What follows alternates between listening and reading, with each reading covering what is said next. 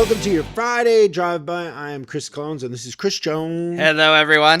The phone number, should you have a question, is 8333-ASK-SDR. That's 8333-ASK-SDR. If we do play your question on the show, we will send you a gift bag, a swag bag, if you will, of some pretty fun stuff. Best, and you can't get it any other way. Let's go to this week's question.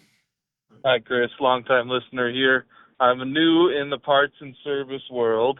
About 3 years into the game, I came from a wildlife management standpoint, family business. I'm wondering today about internal pricing on both labor and parts. We're a small Chevrolet dealership in the northeast corner of South Dakota, and I'm just curious on your take on that, on if you think it benefits, if it hinders.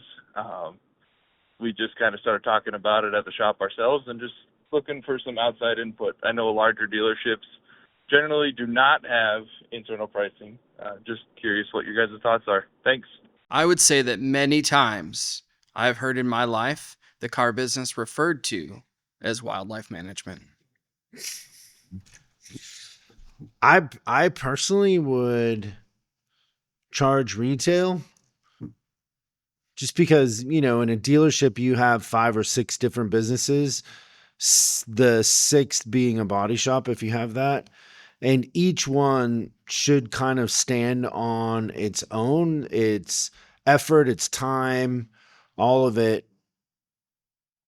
Giving a discount to internal doesn't really tell you what you're in the cars. And it also, you're going to pay out more in commission putting that gross into a car than you are having it done internally. Now, I will say internally, we usually, if you're selling more than 60 used cars a month, we'd have an internal advisor, we'd have some internal techs, and we could manage our costs that way.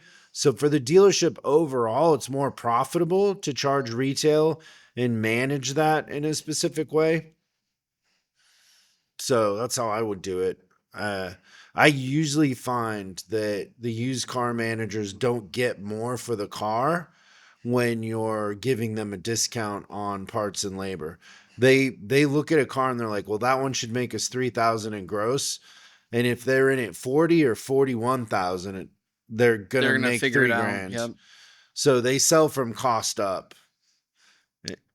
That's been my experience. Yeah, I was going to say something very similar, but I definitely notice a correlation. And this is me not having any necessarily feelings other than I've just seen it work better that way. But like in general, when I look at a full financial statement of a store that is doing like really, really low internal parts pricing and internal labor pricing, usually the profitability of the store as a whole, like the total dealership profitability is much lower than a store that I look at that's charging regular retail on parts and service. That's what I've always noticed. And like if you're gonna, like Chris said, if you're gonna make the money on a used car, you're thinking about it is that it's a car that should make you $3 or $4 grand, and whether it costs you $40,400 or $40,620, you still make the $4 grand.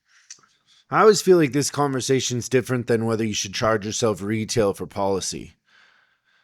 Yeah, I feel like that's more of a shell game. Yeah, exactly. Where this actually, the dealership will be more profitable doing it this way. Yeah, it's fixed gross versus variable gross. And it also forces you to be honest about the cars that you're running through. Now, every once in a while, when I was a general manager, I would have service and parts participate in a bad decision.